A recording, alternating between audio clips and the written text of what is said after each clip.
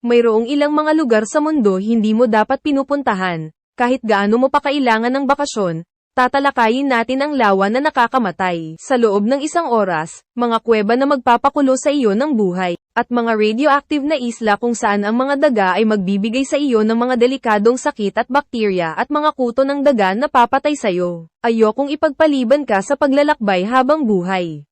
Ngunit pagkatapos panoorin ang video na ito, hindi ka maniniwala kung gaano kadelikado ang ating planeta. Daan ng kamatayan o death road. Kung nagpaplano ka ng road trip, baka gusto mong umiwas sa Yungas Road sa Bolivia. Ang nakakatakot na daan na ito ay umiikot at lumiliko sa kahabaan ng manipis na bangin, umaakyat sa taas na 15,260 talampakan sa ibabaw ng dagat. Sa ilang lugar, 10 talampakan lang ang lapad ng kalsada, na walang harang sa gilid na magpoprotekta sa iyo. Mula sa nakakadugo na 2,000 talampakang lagapak, ang mga ulap ng alikabok mula sa hindi maayos na pinapanatili na daan ay nagpapahirap na makita. Habang ang mahalumigmig o basa-basa na hangin mula sa kalapit na rainforest ay lumilikha ng mga regular na bagyo at mudslide. Hindi nakakagulat na ang lugar na ito ay binyansagang death road. Sa kabila ng nakamamatay na reputasyon nito, maraming daredevil driver ang patuloy na gumagamit ng ruta. Ang mga truck na karga ay kotse, at mga truck ay madalas na kailangang dumaan sa isa't isa, na pumipilit sa isang sasakyan na tumalikod sa pinakadulo ng makitid na daan. Noong 1990s, nasa pagitan ng 200 at 300 katao ang nasawi sa bawat taon matapos mawalan ng kontrol sa kanilang sasakyan at bumulusok sa bangin sa ibaba.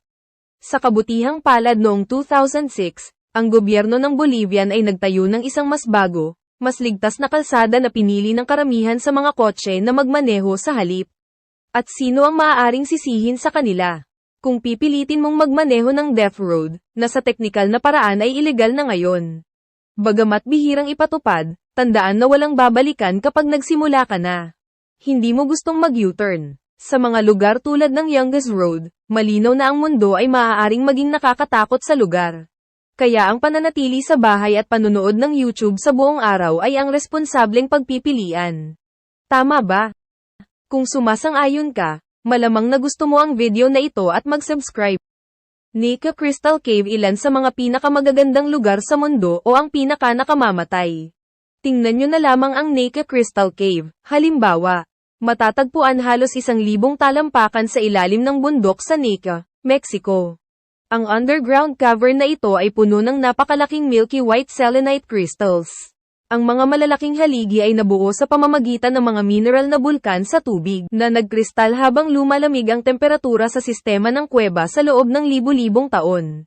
Ngayon, sapat na ang mga ito para lakarin ng ilang nasa hustong gulang, na may sukat na halos 40 talampakan at tumitimbang ng hanggang 55 tonelada. Ngunit baka gusto mong mag-isip ng 2 beses bago bisitahin ang mga kristal gamit ang iyong selfie stick. Ang kuweba ay matatagpuan sa itaas ng isang silid ng magma sa ilalim ng lupa, na mababago ang temperatura ay maaaring umakyat ng kasing taas ng 113 degrees Fahrenheit at ang halumigmig ay maaaring umabot sa 99%. Bilang resulta, ang hangin ay sobrang puspos ng moisture na ang pawis ay hindi maaaring sumangga mula sa iyong balat upang palamig ka, na nagpapahirap na makaligtas ng higit sa 10 minuto nang hindi nanganganib sa heatstroke, organ failure, at kamatayan. Ngayon, ang mga siyentipiko na bumibisita sa mga kristal ay dapat magsuot ng isang espesyal na kulang suit na may sariling supply ng malamig na hangin, at kahit na pagkatapos, maaari lamang nilang tiisin ang mga kondisyon para sa 1 oras na max. Oo, marahil ay hahangaan ko ang mga kristal sa mga larawan ng Google sa ngayon. Isla ng Ahas. Kailangang maging seryoso ka upang bisitahin ang islang ito sa baybayin ng Brazil. Opisyal na pinangalan ng Ilha da Queimada Grande, mas kilala ito bilang Snake Island. Sa ilalim ng tree line ay makakakita ka ng kumikislap na masa sa humigit kumulang 4,000 na nakamamatay na mga ahas. Naghihintay lamang na isubsob ang kanilang mga pangil sa hindi inaasahang mga namamasyal. Ang mga ahas na ito ay talagang isang bihirang uri ng pit viper na tinatawag na golden lancehead, na kilala bilang isa sa mga pinaka-nakamamatay na ahas sa Latin America. Ang kanilang kamandag ay naglalaman ng mga hemotoxin na tutunawin ang laman na kanilang kinakagat, nasisira sa mga pulang selula ng dugo. at nagiging sanhi ng kamatayan sa loob ng isang oras. Ang mga ahas na ito ay hindi nanggugulo. Ngunit paano nakarating ang mga ahas sa isla sa unang lugar? Ang Whale-Snake Island ay dating nakakabit sa baybayin ng Brazilian, bago ang ilang libong taon ng pagtaas ng lebel ng dagat ay naghiwalay dito sa mainland. Dahil walang mga mandaragit at maraming ibon sa dagat na makakain, ang mga stranded na ahas ay umunlad sa isang kakilakilabot na lawak. Mayroon na ngayong tinatayang nasa pagitan ng 1 at 5 golden lancehead para sa bawat metro kwadrado ng isla. Ibig sabihin ay hindi hihigit sa kanilang talampakan ang layo ng mga bisita mula sa isang dumulas na kalaban. Napakalaki ng panganib na pinagbawalan ng Brazilian Navy ang sinumang tao na bumisita sa Snake Island, maliban sa mga siyentipiko na nagsasagawa ng mahahalagang pananaliksik. Hindi ko masasabing nabigo ako. Death Valley. Isipin ang isang lugar na napakainit na kung ikaw ay magutom, maaari mo lamang iprito ang isang itlog sa lupa. Bueno, iyon ay isang katotohanan sa Death Valley sa California. Isang kumukulong disyerto na palanggana kung saan ang mga temperatura ay kilala na tumaas ng kasing taas ng 134 degrees Fahrenheit, o 56 degrees Celsius.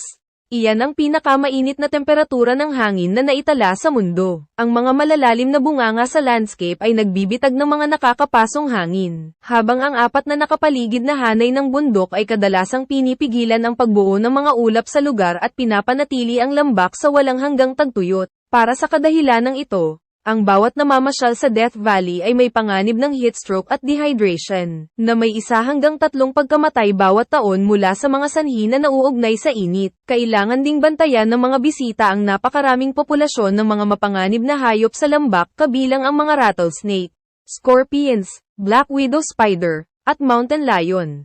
Parang overkill sa akin. Ngunit kung ang lahat ng iyon ay hindi naka-off sa iyong pagbisita, kahit anong gawin mo, huwag mong tanggalin ang iyong sapatos habang nandoon ka. Noong 2017, isang turista ang na-hospital na may 3rd degree na paso matapos maglakad ng walang sapin sa Death Valley, kung saan ang lupa ay maaaring maging kasing init ng 201 degrees Fahrenheit. Isa pa, hindi ibig sabihin na maaari kang magprito ng itlog sa sahig ay dapat. Ang mga tanod ng parke ay gumugugol ng maraming oras araw-araw sa paglilinis ng mga shell at walang laman na mga carton. At ipinaalam sa mga bisita na ang kanilang gawi sa pritong itlog ay lumampas sa isang pula ng itlog. Magdala na lang ng nakapak na tanghalian, mga hayop kayo. Oy Mayankon. Nagpadala ka ang paglipat mula sa matinding init hanggang sa matinding lamig ngayon, walang magpapadala ng panginginig sa iyong bulugad na katulad ng Oy Mayakon sa Eastern Russia. Ang maliit na bahay na ito ng 500 katao ay ang pinakamalamig na permanenteng tinatahanang lugar sa Earth. Ang average na mababang temperatura sa taglamig ay minus 58 degrees Fahrenheit, ngunit napag-alaman na bumaba hanggang sa minus 90. Dahil ang average na temperatura sa Mars ay minus 81 degrees Fahrenheit, mas magiging mainit ka sa pulang planeta kaysa sa Oymyakon. Hindi nakakagulat, ang malamig na temperatura ay nagpapahirap sa kaligtasan. Dahil nagyayelo ang mga tubo, karamihan sa mga bahay ay may mga outhouse na may mga pit latrine sa halip na mga tubo sa mga palikuran. Mahirap magtanim ng mga pananim sa frozen na lupa, kaya ang lokal na pagkain ay binubuo ng frozen na karne at isda.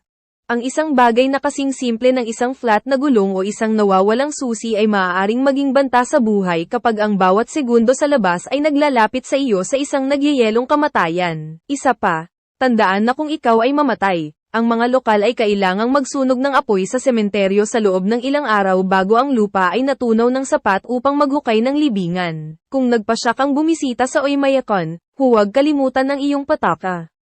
Ang mainit na mainit ay isang mamahaling negosyo. Upang makalabas ng ligtas, ang mga taong bayan ay dapat na magbalot ng makapal na fur coat na maaaring hindi higit sa $1,500. Dahil ang average na sahod sa Oymyakon ay $600 sa isang buwan, maraming tao ang kumukuha ng mortgage upang maabot ang mga balahibo na kailangan nila upang mabuhay. Kahit na may mga balahibo, ang hangin ay napakalamig na ito ay magpapalamig sa iyo ng mga pilikmata at laway sa mga masakit na karayom sa loob lamang ng ilang minuto. Ginagawa ng lugar na ito na parang tropikal na paraiso ang loob ng iyong freezer. Horrible. Ano ang 1,500 milya ang haba? 44 na milya ang lapad, at puno ng mga kaitakot-takot na nilalang. Hindi ang pila para sa iyong lokal na McDonald's. Ang Mariana Trench, syempre. Matatagpuan sa South Pacific Ocean sa pagitan ng Hawaii at Pilipinas. Itong hugis gasoklay na peklat sa seabed ay bumababa ng 7 milya sa crust ng lupa. Sa seabed ay bumaba ng 7 milya sa crust ng lupa, na ginagawa itong pinakamalalim na punto sa mundo. Sa katunayan, napakalalim ng Mariana Trench na kung ibinagsak mo rito ang Mount Everest, ang tuktok ay 7,000 talampakan pa rin sa ibaba ng antas ng dagat. Malalim iyon, pre. Tulad ng nahulaan mo na, ang Mariana Trench ay hindi magandang lokasyon para sa mabilis na paglangoy. Nangangahulugan iyon na kung lumabas ka sa iyong submarino sa ilalim ng trench, kahit na ang mga bulsa ng hangin sa iyong katawan ay agad na nabagsak sa ilalim ng bigat ng tubig. Nararapat ding tandaan na habang libu-libong tao ang umakyat sa Mount Everest, wala pang 20 ang nakabisita sa ilalim ng Mariana Trench. Bilang resulta, kaunti lang ang alam natin tungkol sa kung ano ang maaaring nasa ibaba, na nagkukubli sa kadiliman. Alam ng mga siyentipiko kung ano ang nasa loob ng isa pang nakakatakot na malalim na crevices ng karagatan. Gayunpaman, ang 407 talampakang lalim sa Great Blue Hole sa Belize. Ang higanteng marine sinkhole na ito ay nagsimulang mabuhay mahigit 14,000 taon na ang nakalilipas bilang isang limestone cave. Bago ito binaha ng pagtaas ng lebel ng dagat. Ang butas ay sapat na malaki upang makita mula sa kalawakan at umaatake sa libu-libong turista bawat taon. Ngunit nang babala, ang mga bigyang pansin ay madaling mahanap ang kanilang sarili na nakikipaglaban sa malalakas na agos sa mga gilid ng butas, na nagbabantang magpadala sa iyo sa kalaliman. Higit pa rito, puno ito ng mga peteng. Nakita ng mga tagamasid ng kalikasan ang mga Caribbean reef shark, nurse shark, hammerhead, bull shark, at blacktip shark na lumalangoy sa madilim na asol na tubig. Sa kabutihang palad, ang mga peteng ay bihirang umatake sa mga tao. Ngunit ang sinumang makakita ng jaws ay malamang na mas gusto na ng tao sa mahiwagang butas ng karagatan na ito mula sa malayo. At bago ka magsimulang makaramdam ng sobrang ligtas sa tuyong lupa, tandaan na ang sahig ng karagatan ay hindi lamang ang lugar saan makakahanap ka ng mga mapanganib na puwang sa Earth. Tingnan lamang ang Mirmine, isang open-pit diamond mine sa Russia na mahigit 1,700 talampakan ang lalim. Noong 2017, isang pagtagas ang naging sanhi ng man-made chasm na ito ay napuno ng 10 milyong kubiko talampakan ng tubig, na sapat upang punan ang mahigit 1,200 Olympic swimming pool. Ang mahuli sa baha sa isang lugar na tulad nito ay magiging puro bangungot na gasolina. Hindi lamang iyon, ngunit ang butas ay napakalalim na ang mga helicopter ay ipinagbabawal na lumipad sa ibabaw nito kung sakaling sila ay sinipsip ng pababang agos ng hangin. Tama, natatakot ang mga navigator na ang mainit na hangin na tumataas mula sa hukay at ang pagsalubong sa malamig na hangin sa ibabaw ay lilikha ng isang malakas na puyo ng tubig, na humihila pababa ng maliliit na sasakyang panghimpapawid. Skeleton Coast. Marami kang masasabi tungkol sa isang lugar sa pamamagitan ng pangalan nito, at ang hilagang bahagi ng baybayin ng Atlantiko sa Namibia ay walang pagbubukod. Ang ika-16 na siglo ay pinangalanan ito ng mga mandaragat na Portuges na mga pintuan ng impyerno. Tinawag ito ng mga Bushmen ng Namibian Interior. Ngayon, kilala ito bilang Skeleton Coast, at gaya ng iminumungkahi ng lahat ng kay-takot-takot na pangalan na ito, hindi ito paraiso sa tabing dagat. Ang Skeleton Coast ay bahagi ng Namib Desert, isang malawak at pagalit na tanawin kung saan halos imposibleng mahanap ang maiinom na tubig. Ibig sabihin, kahit nasa tabi ka lang ng dagat, madali kang mapahamak sa uhaw kung hindi ka nagdadala ng sarili mong supply ng inuming tubig.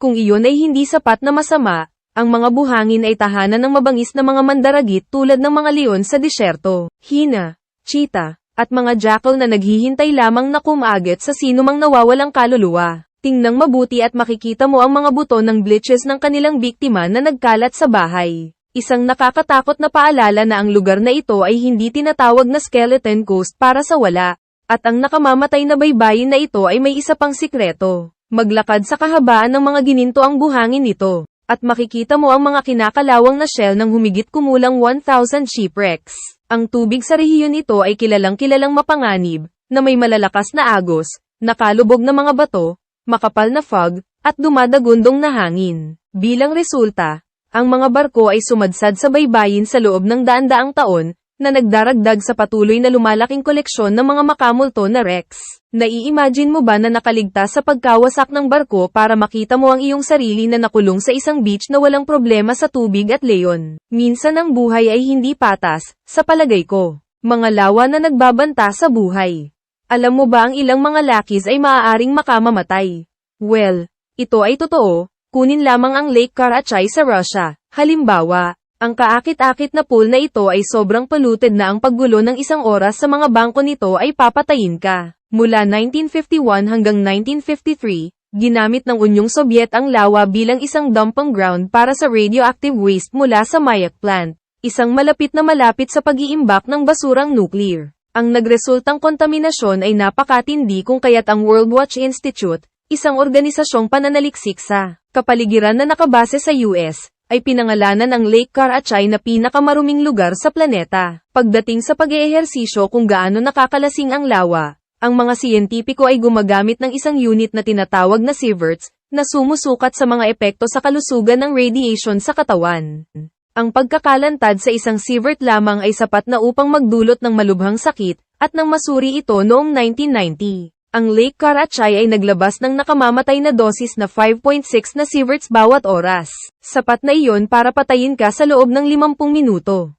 Noong 2015, ang lawa ay napuno ng konkreto sa pagtatangkang limitahan ng radiation.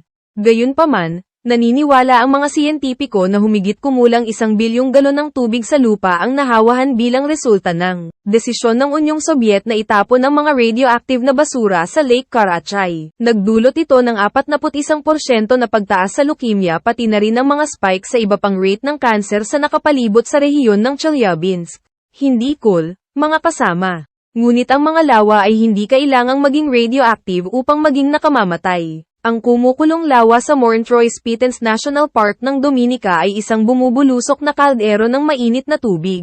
At talagang isang butas na binaha sa ibabaw ng lupa na naglalabas ng singaw at mga gas ng bulkan mula sa isang magma chamber sa ilalim. Ang mga gas na ito ay nagpapainit ng tubig sa lawa sa 197 degrees Fahrenheit, ibig sabihin, sino mang tao na papasok sa tubig ay nanganganib na mapoach tulad ng isang itlog. Ngunit hindi mo maaaring pag-usapan ang tungkol sa mga mapanganib na lawa nang hindi binabanggit ang Lake Natron sa Tanzania. Ang tubig sa lawa na ito ay sobrang alkaline dahil sa mataas na antas ng sodium carbonate na umaagos dito mula sa mga kalapit na burol ng bulkan. Bilang resulta, ang lawa ay may pH na 10.5, halos kasing taas ng ammonia at maaaring sumunog sa anumang hayop na hindi nababagay sa mga kondisyon nito. Ano pa, kapag ang isang hayop ay namatay sa Lake Natron, tinutuyo ng maalat na tubig ang mga labi nito, at sa huli ay binabago ang katawan sa isang matigas, na calcified na shell. Para lamang idagdag sa masasamang hitsura nito, ang tubig sa lawa ay pulang-pula dahil sa pagkakaroon ng haloarchaea, mga mikroorganismo na namumulaklak sa maalat na tubig at gumagawa ng malalim na pulang-pula na kulay. Pulang dugo na tubig na natatakpan ng mga labi ng natuyong hayop, marahil ay hindi ang pinakamagandang lugar ng picnic, tama ba ako?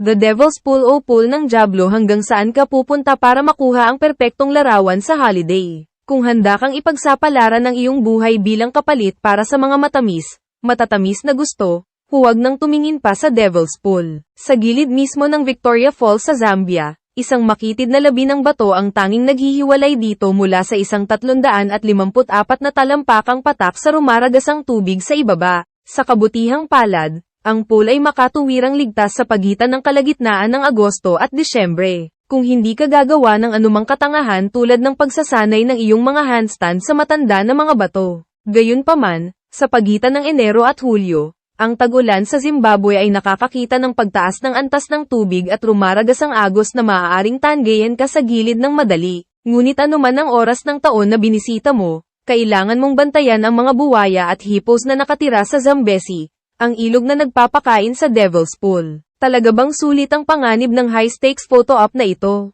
Ipaalam sa akin sa mga komento sa ibaba.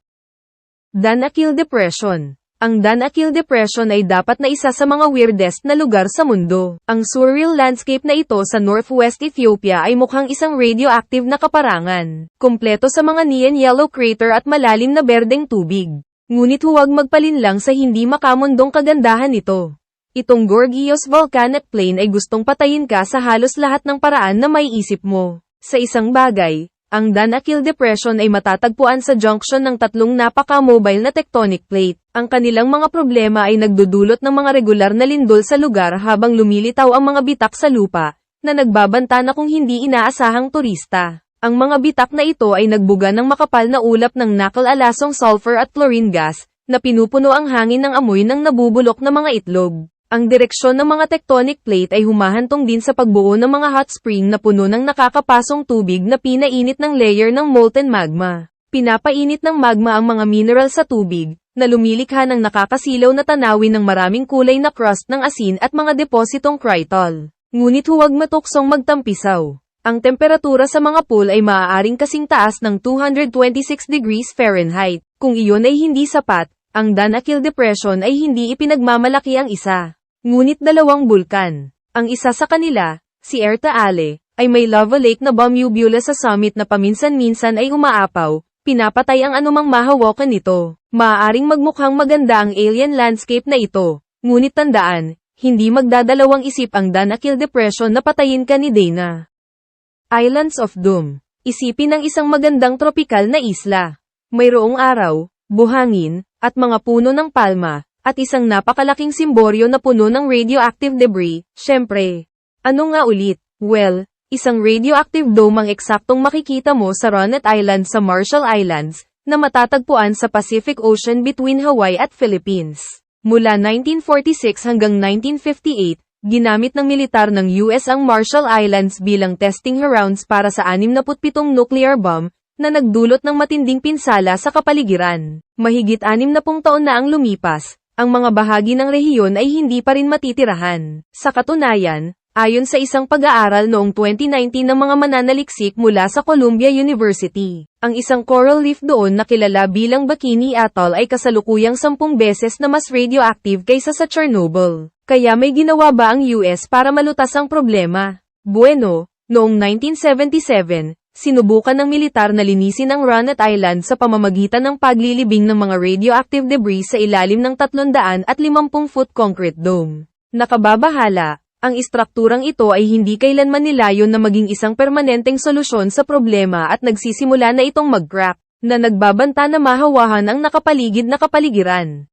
At kung ang Marshall Islands ay hindi sapat na nakakatakot, tingnan lamang ang Vozrozhdeniye ng matuno ang Unyong Sobyet noong 1991, isang isla malapit sa timog na gilid ng Aral Sea sa pagitan ng Kazakhstan at Uzbekistan. Ang 77 square mile na teritoryo ay ginamit ng Unyong Sobyet bilang isang lugar ng pagsubok para sa mga lihim na biolohikal na armas, kabilang ang espesyal na inhinyero na anthrax, bulutong, at salot. Nang matuno ang Unyong Sobyet noong 1991, ang isla ay nagmamadaling lumikas at ang lahat ng mga laboratorio nito at mga lugar ng militar ay iniwan sa mga elemento. Sa nakalipas na ilang dekada, nagsimulang tumulo ang mga hitsura, na gumagaling sa mga sobrang lumalaban na mga strain ng mga nakakahawang sakit na damyugo sa lupa. Bilang resulta, posibleng ang mga lokal na daga at pulges ay maaaring may dalang salot na bubanat na antas ng armas at posibleng mas malala pa. Sino ang mag-aakalang posibleng magkamali ang isang lihim na island lab na puno ng mga nakamamatay na virus? Ang paa ng elephant. Alam mo ba kung binisita mo ang lokasyon sa larawang ito, mamamatay ka sa loob ng 5 minuto? Well, totoo naman. Ang kakaibang alien blob na ito ay kilala bilang elephant's foot, at ito ang pinakasentro ng sakuna sa Chernobyl, isa sa pinakamalaking aksidenteng nuclear sa kasaysayan. Kung minsan hindi ka pamilyar noong 1986, ang number 4 na reactor sa Chernobyl Nuclear Power Plant sa Ukraine ay sumabog. Napakaraming radioactive matter at gasolina ang na-release, na may radiation mula sa pagsabog na nakita hanggang sa malayo sa Sweden. Makalipas ang ilang dekada, ang 1,000 square mile na lugar na kilala bilang Chernobyl Exclusion Zone ay hindi pa rin karapat-dapat para sa tirahan ng tao. Bagaman pinapayagan ng ilang maingat na kinokontrol na turismo, ngunit ang isang bahagi ng Chernobyl ay mahigpit na ipinagbabawal sa mga bisita. Ito ang elephant's foot, isang bukol ng malalaman na material na tinatawag na corium na nabuo mula sa halo ng nuclear fuel at tinunaw na metal na bumuhos sa labas ng reactor pagkatapos itong sumabog. Noong 2019, ang paa ay nakalagay sa isang protective steel structure na kilala bilang Chernobyl New Safe Confinement, na inabot ng 2 dekada upang mabuo at mas mataas kaysa sa Estatwa ng Liberty. Habang nakatayo ka sa labas ng Steel Dome, halos ligtas ka, ngunit kung pumasok ka sa loob, ang mga kahihinatnan ay magiging napakasama. Pagkatapos lamang ng 30 segundo sa harap ng paa ng elepante. Ang mataas na enerhiya ng mga radioactive particle na bumabangga sa iyo na nagdudulot ng pagduduwal at pagkahilo. Kapag iniisip mo ang Bermuda Triangle, naiisip mo ba ang isang bagay na tulad nito? Narinig na nating lahat ang mga kwento tungkol sa mga masasamang halimaw sa dagat, whirlpool, at nakamamatay na bagyo, ngunit gaano nga ba ito kapanganib? Masamang tubig. Kapag iniisip mo ang Bermuda Triangle, naiisip mo ba ang isang bagay na tulad nito? Narinig na nating lahat ang mga kwento tungkol sa mga masasamang halimaw sa dagat, whirlpool, at nakamamatay na bagyo, ngunit gaano ba ito kapanganib? Kung hindi mo alam, ang triangle ay isang tipak ng North Atlantic Ocean sa pagitan ng Miami, Bermuda, at Puerto Rico kung mahigit 50 barko at 20 eroplano ang sinasabing nawala ng walang bakas. Ang mga conspiracy theorist ay nakagawa ng ilang cookie na paliwanag sa paglipas ng mga taon. Kabilang ang isang higanteng whirlpool na kumakain ng tao, isang gang ng mga UFO, at nakamamatay na teknolohiya mula sa nawawalang lungsod ng Atlantis.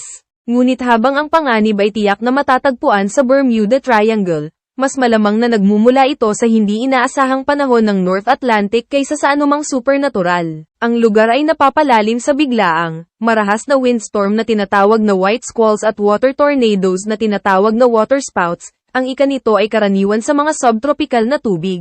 Ang mga hindi inaasahang pangyayaring ito ay maaaring magdulot ng panganib sa mga bangka at sasakyang panghimpapawid, na magdulot ng pagkasira ng istruktura o pagpilit sa kanila na lumihis sa landas. Dahil ang Bermuda Triangle ay naglalaman ng ilan sa mga pinakaabalang shipping lane sa mundo. Tandaan lamang na sa bawat barko o eroplano na nawawala, libo-libo ang tumatawid sa dagat nang walang kahit isang gasgas.